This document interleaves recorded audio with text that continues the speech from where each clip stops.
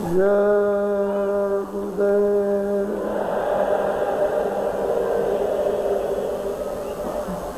जय गुरुदेव नाम किसका, जय गुरुदेव नाम किसका, जय गुरुदेव नाम किसका। ओम ज्योता के कार संगठन की,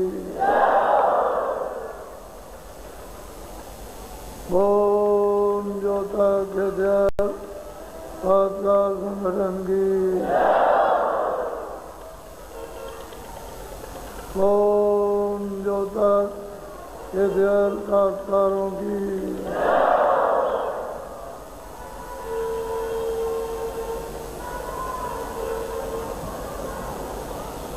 नर नारियों,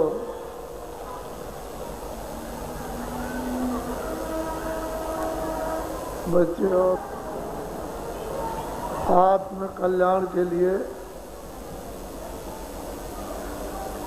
इस सूरत को अपने घर में ले जाने के लिए इस शरीर में दया की बड़ी जरूरत है।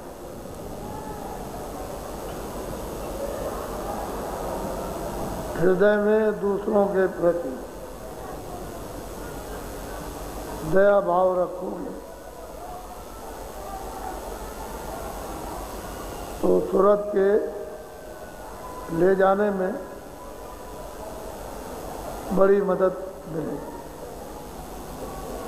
मनुष्य के हृदय में दूसरों के प्रति दया नहीं होगी और कठोर रहोगे तो आपके लिए बड़ी से बड़ी बाधा खड़ी हो जाएगी।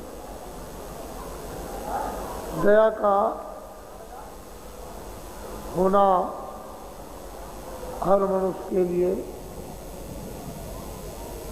बहुत ही जरूरी है और महापुरुष दया का परिचय, दया का ज्ञान सबके हृदय स्थल में बुद्धि द्वारा कराते हैं। अपना जैसा दुख, अपनी जैसी पीड़ा, अपनी जैसी भूख, अपनी जैसी प्यास, सर्दी गर्मी, अपना जैसा ये समझो कि ऐसा ही दूसरों को लगता होगा, दूसरों को पीड़ा होती होगी, दूसरे लोग हमारी तरह से चिल्लाते होंगे, दूसरे लोग ऐसा ही मिला दुख में करते होंगे। जब ये बुद्धि बोध आपको हो जाएगा तो हृदय में दया स्थान बना लेगी और वही मनुष्य दयालु जो दूसरों पर दया करे वो दयालु और परमात्मा दया का सागर है। तो दयालु पुरुष पर भगवान दया करते। रहमान इंसान पर खुदा रहम करता है तो दया की जरूरत। सब जीवों को अपना जैसा समझो। पशु पंछी कीड़े मकोड़े जितने भी अपना शिक्षा के लिए नसीहत सबको दी जाती है। वो तो बच्चा बच्ची बच्ची पति पत्नी पिता पुत्र ऐसे ही जीव जन आदिकों को भी शिक्षा दे सकते हैं, लेकिन जानलेवा नहीं। हृदय में शिक्षा के लिए दया होती है, और जानलेवा में दया नहीं होती। तो सूरत के लिए दया एक सहायक अंग बन जाती है। भजन, ध्यान और सुमरन में दया मदद करती है। शब्द की सुनवाई में और आँख के दिव्य नेत्र के खुलने में दया सहयोगी है। दया से चिंता चली जाती है। दया स्नान कर ले तो लोभ मोह में भगदड़ मच जाती है और स्थान छोड़ देते हैं। और जब दया नहीं रहती है तो ये सब के सब दया के स्थान पर जमाव रखते हैं और काम, क्रोध, लोभ, मोह, अहंकार, उत्पात मचाते हैं। ये सब सूरत के राम भक्त के बाधक,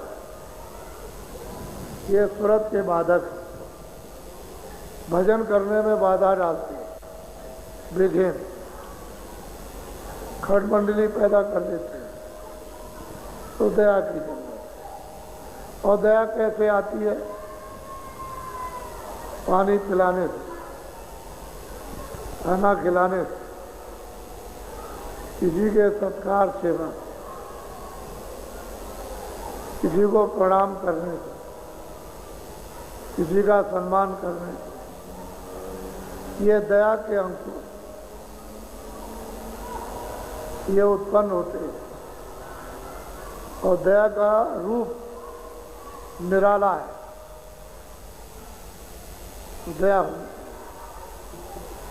दया में मनुष्य दूसरे के दुखों में सिसकी मारता है,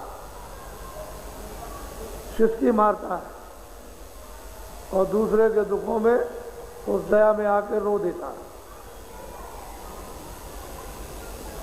और सब कुछ मदद करने को तैयार रहता है। तो दया बड़ी चीज है मनुष्य के लिए, और दया आत्म कल्याण के लिए बड़ी चीज है। उसी को मुसलमान रहम कहते हैं। और इस रहम और ईमान, ईमान कहते हैं कर्म, सत्कर्म, उसको बेचो नहीं। रहम और ईमान को बेचो नहीं, लोभ और लालच नहीं, तो स्वार्थी ईमान और रहम, दया और शुभ काम ये खरीद रहे और तुम्हारे पल्ले क्या पड़ेगा? कूड़ा का। तो दया बड़ी चीज है और यही आपको सिखाया जाता है। सब महात्माओं के यहाँ ये सिखाया गया। नीचे के स्तर के महात्मा लोगों में अगर दया का स्थान ग्रहण करा दें शिक्षा से, तो महात्माओं को ऊपर ले जाने में देरी नहीं लगती, जल्दी काम जीव का हो जाता है। जीव को सूरत कहते हैं, सूरत को ही जीवात्मा कहते हैं। कोई अलग अलग नाम नहीं है। इसी सूरत को मुसलमान रूह कहते हैं। रूह वो खुदा का नूर है, यानी उसी का कतरा है। तो अलग अलग शब्दों में अलग अलग नाम है। तो हम इसलिए हमको ये आज दया की बात कहनी पड़ी कि लोग विभिन्न प्रार्थना करते हैं तरह तरह की। मैं तो ऐसा समझता हूँ कि जितने भी आदमी बैठते हैं उनमें से शायद ही कोई हजारों में से बच गया हो जो तरह तरह के अपने दर्द न सुनाता हो। इसलिए मुझे ये कहना पड़ा कि इसके लाने से बहुत से बेकार दुख, शोक, संताप दया के आने पर इनका हरण होता है, यानी कमी हो जाती है। ये ठीक है, ये दर्द है, लेकिन महात्माओं ने इंजेक्शन लगा दिया इसका रहम का। प्रभु की दया का जब इंजेक्शन लगाया तो दर्द तो आप में है, लेकिन उस नशे में महसूस नहीं हुआ। सुई लग जाती है तो दर्द पता नहीं चलता, चीड़फाड़ हो जाती है। दर्द है उसमें, लेकिन सुई लगा दी। दर्द है, लेकिन प्रभु की दया की सुई लग गई। तो दया की एक विशेष महिमा है और वो सब में होना चाहिए। अब आप देख रहे हो गांव ग्राम में कि लोग आपस में बैठकर मिलजुल कर खा भी लेते हैं और खिला भी देते हैं। तो लोग ये कहने लगे कि गरीब होकर के इनमें इतना प्रेम, मोहब्बत इतना इनके अंदर आ गया। तो बड़े लोग धनी मानी झिझकते हैं। तो दया का जब उदय हुआ तो ये गुण आ गए, और दया नहीं होती तो गुण आते हैं। और गरीब को बरकत मिलती है, काम भी पूरे हो जाते हैं, चिंता कम हो जाती है। तुम कहोगे कि साधन सामान वालों को कोई चिंता नहीं, साधन वालों के अंदर चिंता की आंधी है। तुम्हारे पास सीमित चिंता और उनके पास असीमित चिंता। वो चिंता की गठरी है, तुम गठरी नहीं हो। तुम्हारे ऊपर तो वास्तव में जो तकलीफ आ गई उसकी चिंता है, और उन वास्तव में उन पर गठरी है। तो ये देखते हैं और देख देख करके प्रेरणा मिलती है। ये भी एक शिक्षा लेने का स्रोत है, चर्चा करने का एक दृश्य है, इससे भी चर्चा होने लगती है। समाज का निर्माण, अच्छे लोगों का निर्माण, सत्य की स्थापना, लोगों में आदर प्रेम, ये कुछ अनुमान, कुछ देख और कुछ करके पाए जाते हैं, ऐसे नहीं। तो देखने से बहुत मिलता है। जो सूरत की सहयोगी हों वस्तु, उनको विशेष करके ग्रहण करना चाहिए। जो वक्त भजन के, वक्त ध्यान के, वक्त स्मरण के आप एक तरफा होकर और नाम को पकड़ लें। नाम वहां से आ रहा है जो नामी है। नाम वो है जो तुम्हारे कानों तक आ रहा है, और नामी वो है जिसमें से नाम निकल रहा है।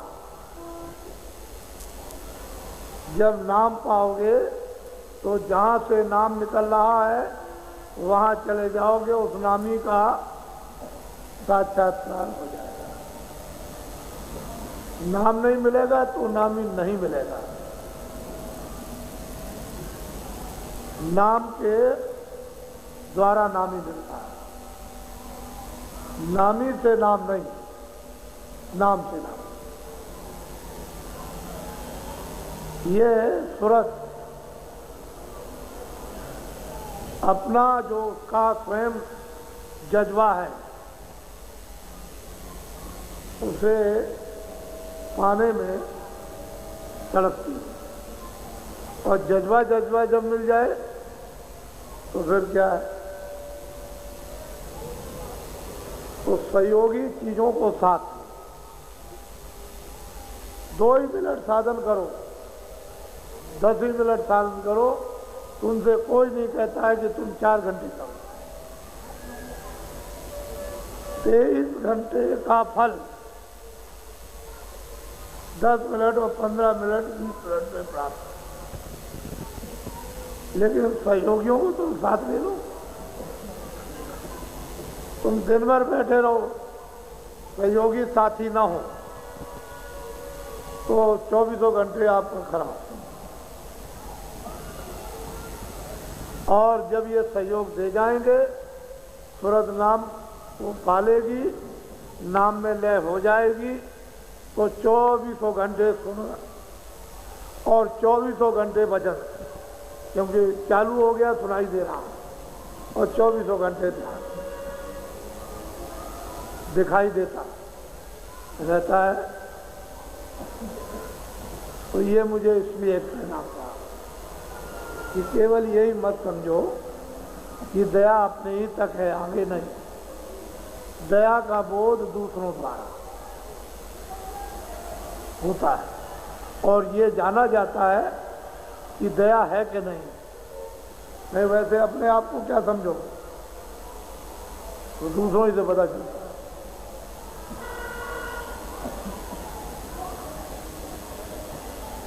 मालिक ने जो ये भंडार भेजा है इस मृत लोक में, अन्न लोक में, सूक्ष्म लोक में और ब्रह्मांड लोक में, ये जो भंडार उन्होंने भेज दिया, और पार ब्रह्मांड में ये वहाँ के लोग जो पार ब्रह्मांड में भी हैं वो नहीं जा सकते उस सतलोक में। तो संतों को सतपुरुष ने ये अधिकार दिया है कि जब ऊपर से अवतर कर आते हैं और नीचे से ऊपर जाते हैं तो इनको पूरा अधिकार होता है कि जिन सुरतों पर, जिन रूहों पर मेहरबान खुश और प्रसन्न हो जाएं तो उनको ऊपर से ऊपर ही सच्चे बादशाह के दरबार में सतलोक में पहुंचा, ये उनको अधिकार होता है। जैसे यहाँ ले जाने वाली सुरतों के लिए अधिकार है, ऐसा ही ऊपर, लेकिन अपने आप नहीं जा सकती। वो भी इस प्रतीक्षा में रहती हैं कि यह अवतार हो और उनकी कृपा से हम यहीं से ऊपर चले जाएं। तो वहाँ पार ब्रह्म पद में तो ये सब कुछ देखने को नीचे ऊपर सब मिलता है।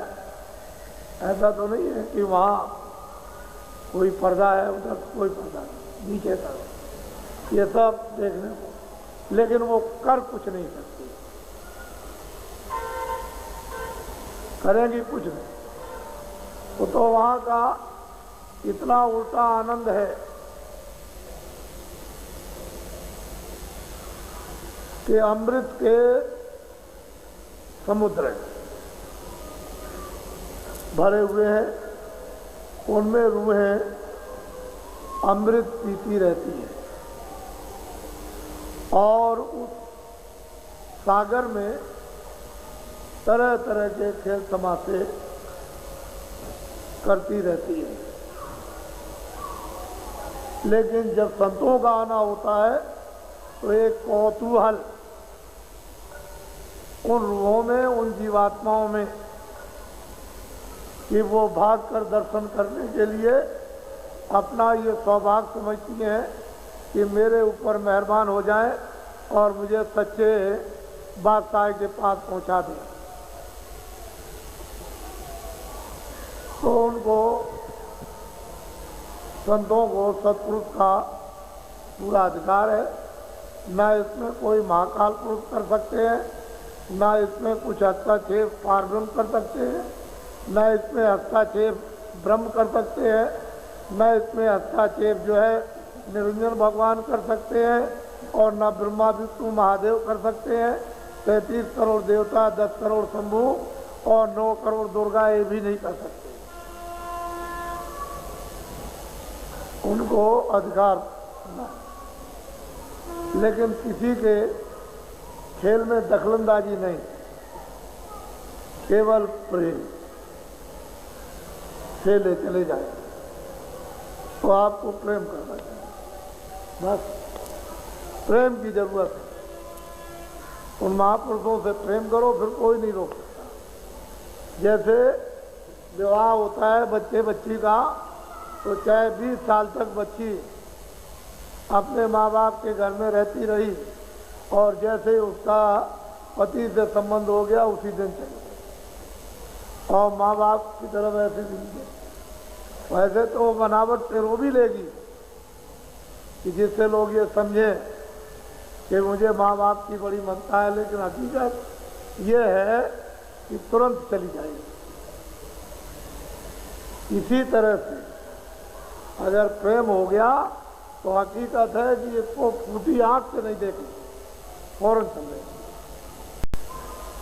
तो इससे ये मालूम होता है कि तुरंत का संतों के शब्द के साथ यदि विवाह हो जाए तो फौरन रवाना करके फिर कोई कुछ नहीं करता। और वैसे दखलंदाजी नहीं करते। जो रचना है उसका बिगाड़ना सत्पुरुष को मंजूर नहीं। राज दे दिया है, उसको इस तरह से नहीं लेना चाहिए। उन्होंने तरीका ले जाने का रखा है कि हम संत भेजेंगे और तुम सब आत्माओं उनसे प्रेम करना, और प्रेम के बंधन में जब तुम बंध जाओगी तो लेके चले आएंगे, फिर कोई नहीं रोक सकता। ये तो ले जाने का रास्ता रखा, बाकी कोई तोड़ फोड़ करने की जरूरत नहीं। इसलिए सृष्टि को बिगाड़ना मंजूर नहीं है, ये रहेगी। तो आप प्रेम उन महापुरुषों से जहाँ कहीं भी मिले, उसका मतलब ये कि महापुरुष मिलना चाहिए जो आते और जाते हैं, और उनसे प्रेम। तो फिर कोई बात नहीं। ये तो माफी, इसमें माया काल कर्म ये कुछ नहीं कर सकते। अगर इन बेड़ियों से सोने की और लोहे की छूटना चाहते हो पाप पुण्य की, तो प्रेम महापुरुषों से करो, तो ये सब बेड़ियां कट जाएंगी। और लोहा क्या चीज है, इतनी सख्त बेड़ियां हैं, और बिना संतों के पाप पुण्य की बेड़ियां कोई काट भी नहीं सकता। इसलिए कलयुग केवल प्रेम प्यार, कलयुग में प्रेम, और गाय गाय में रोकने और कुछ नहीं। और कलयुग जोग न जग न जाना, एक आधार नाम गुण गाना। राम नहीं नाम, और कहाँ लग करूं नाम बढ़ाई, राम न सके नाम गुण गाई। नाम की महिमा राम और कृष्ण भी नहीं कर सकते। इसलिए जोग न जग न ये कुछ नहीं। कलयुग में ये सब निषेध कर दिए नाम की कमाई। अब वो आप प्रेम करें।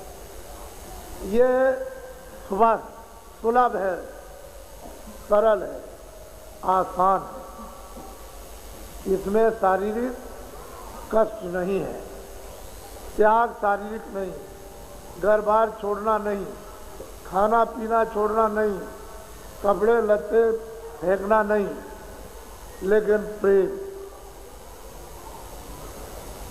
तो प्रेम ये कलयुग में, इसलिए कलयुग समझो नहीं, कोई दूसरा उपाय नहीं। जो नर कर विश्वास, मनुष्य अगर विश्वास कर ले तो ये प्रेम है और उन महापुरुषों से करती है। वो महापुरुष फिर सुरत और शब्द के साथ प्यार करा देंगे। शब्द जो है उसका खजाना है और ये उसका जर्रा है, उससे मिला देंगे तो यही सूरत प्यारे से मिल जाएगी और मिल करके उसका रूप।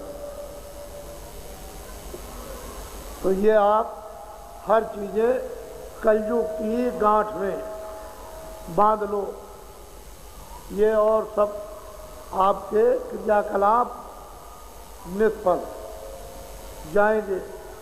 अनजान में कोई काम करोगे उसका आपको क्या फल मिलेगा, जान में करो। पुरानी लकीर को पीटते रहोगे कुछ नहीं मिलेगा। जो सही और सनातन युक्ति अगर उस पर चलोगे तो मिल जाएगा। तो ये करयुग है, कलयुग, करयुग, करो लो, करयुग है। और युगों में करयुग नहीं था, उसमें करते रहो जमा होता रहे।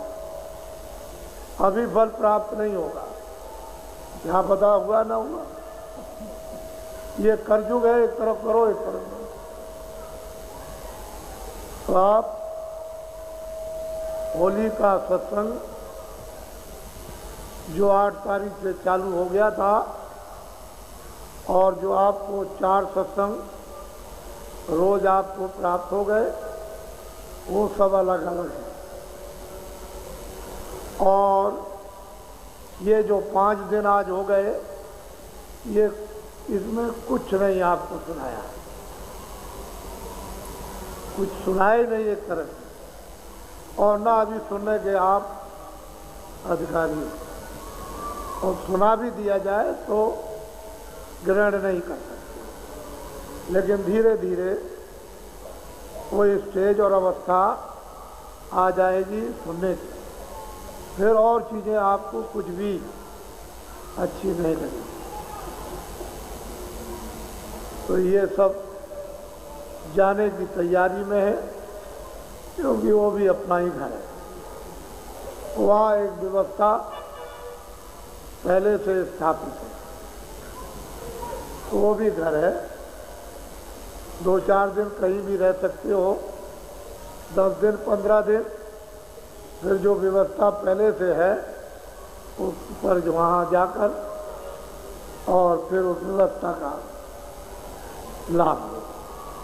खेती है, दुकान है, दफ्तर है, फिर वैसे ही करने लगो। ध्यान इस बात का रखो कि ईमानदारी सच्चाई तुम्हारे साधक में, साधना में सहयोगी बन जाएगी।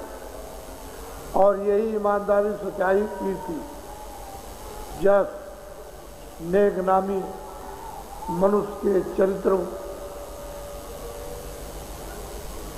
की कीर्ति और मनुष्य दयामान, विचारशील, इन शब्दों से पुकारा जाता है।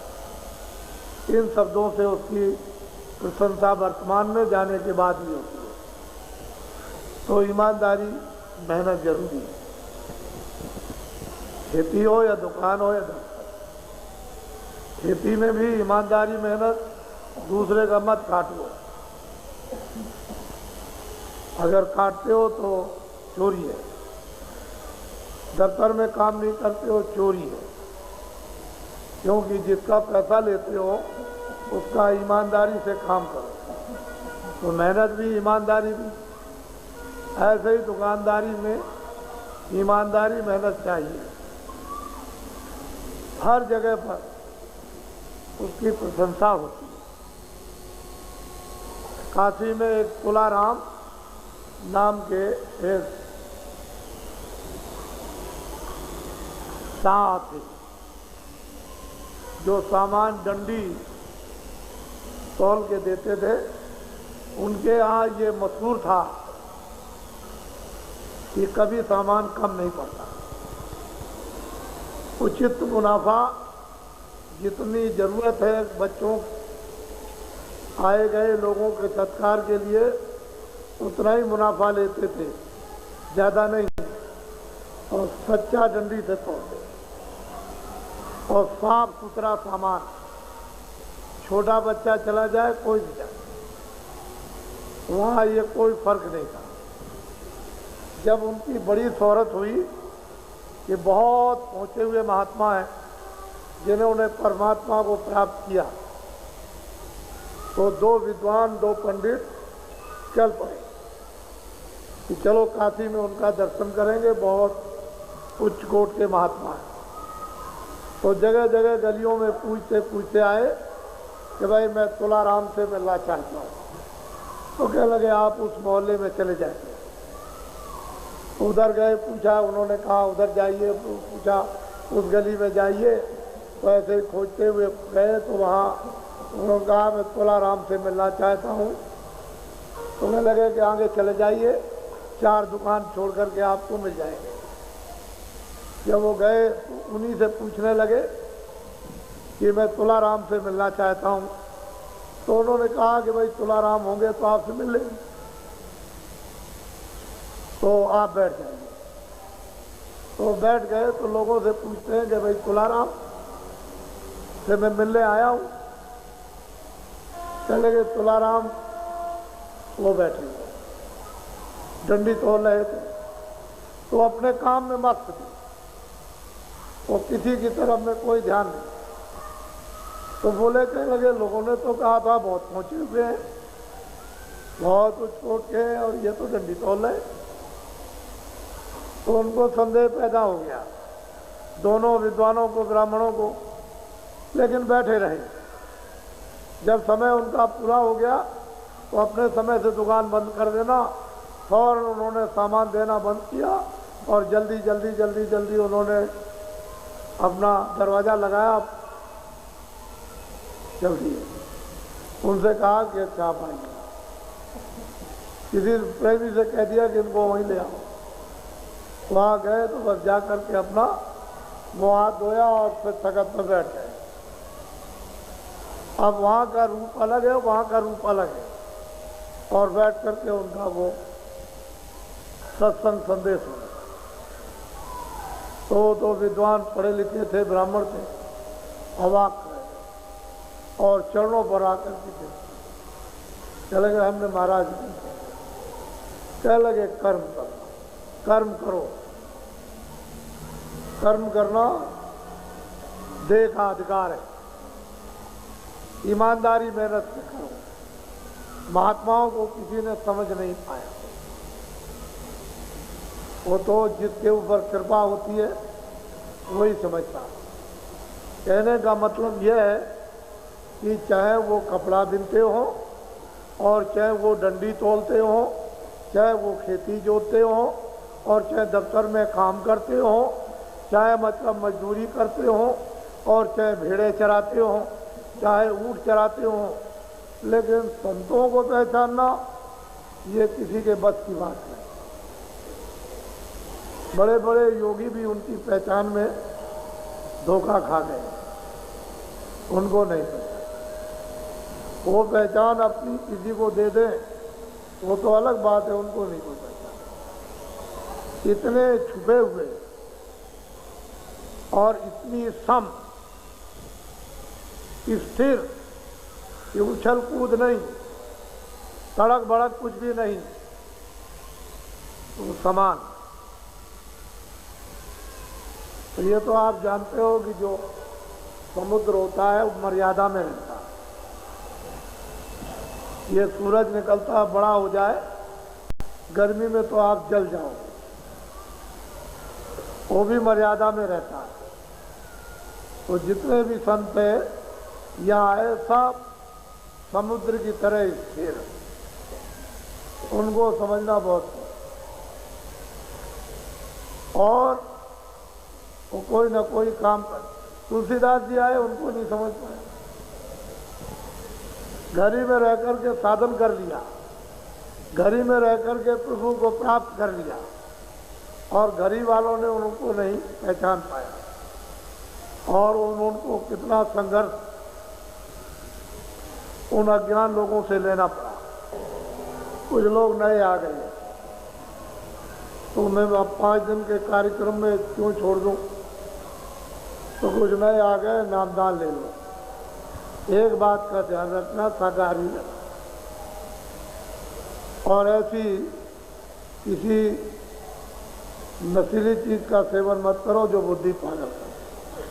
बीड़ी पी सकते हो, तंबाकू पी सकते हो, कर नहीं सकते, सिगरेट पी सकते हो, हम तो नहीं पीते।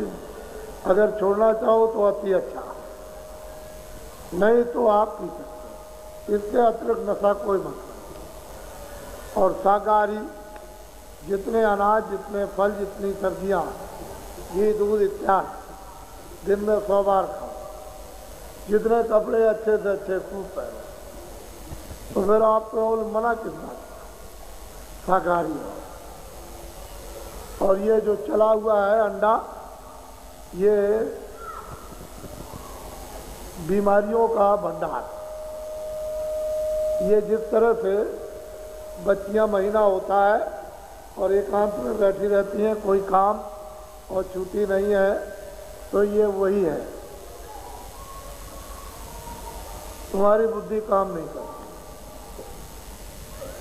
और इससे तमाम तरह की बीमारियां हो गई।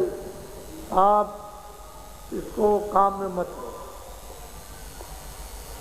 ये तुम्हारे शरीर के लिए कोड़ है और इसी के खाने से तरह तरह का कोड़ शुरू हो गया। शाकाहारी रहो। परमात्मा ने शरीर के लिए बहुत अच्छे अच्छे पदार्थ दिए, उनको विविध बाँस से बनाकर सेवन करो और बढ़िया उज्जवल तेजस्वी ठंडा खून तैयार करो, जिससे इधर भी और उधर भी काम हो। अरे खून को क्यों गंदा करना? मत। तो मैं तो ये दीक्षा, नामदान, ये मंत्र है, ये आपको दिए देता हूँ, लेकिन आप लोग घर में जाकर ताक में मत रखना। इसको काम में लो। जो चीज़ दी जाती है वो मालिक की दया से पकड़ाई जाती है, ताक में मत रखना। नहीं, अगर तुम कहीं भूल गए तो दोबारा फिर मिलने जुलने वाली नहीं है। तो मनुष्य जीवन का अवसर मत खो। किराए का मकान है, जो वक्त निकल गया, सांसों की पूंजी खत्म हो गई, लौट के नहीं आएगी। जो बाकी रह गया उससे कुछ काम नहीं। और वो आपको ये सुगम युक्ति, गोपनीय आत्मभेद, यानी आत्मा परमात्मा का दिए देता हूँ। तो सब लोग एक साथ आप भगवान के नाम को बोलेंगे। पहले मैं बोलूँगा, उसके बाद में आप। जब मैं चुप हो जाऊँगा तो आप भी चुप। बोलो जय गुरुदेव।